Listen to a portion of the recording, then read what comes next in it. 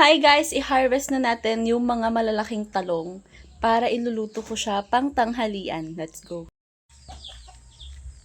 Ganda ng init na araw. So, eto na guys yung mga manok ko. So, eto yung palagi kong dinidiligang talong sa gilid ng bintana ko. Ayan. So, malalaki na kasi siya. Ito yung isa. Nandun yung pangalawa. Sobrang laki. Except to, hindi natin kukunin to. And, may mga maliliit pa. Ayan o. Look. Ayan, may maliliit ulit.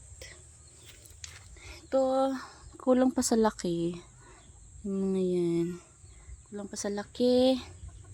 Ang daming langgam. So, ang makukuha lang natin ay tatlo siguro. Ang daming langgam guys. So, ito. Pwede na to. Dalawa. Ay, langgam. Nakakaluka. Apat pala kukunin natin ngayon.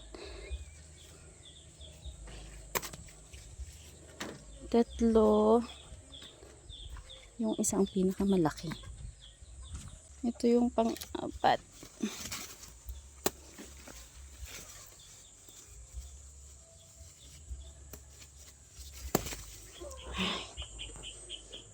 Apat. Alright.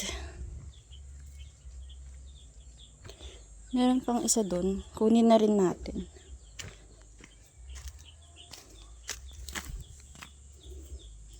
Pwede na to. Matamis-tamis pa to. Manamis-namis. Look. So, ito na yung nakuha kong talong. Meron pa ako ditong mga kamote. Pero, last na siya. Ayan yung ibang talong. May chicken. Get na natin yung... Let's go.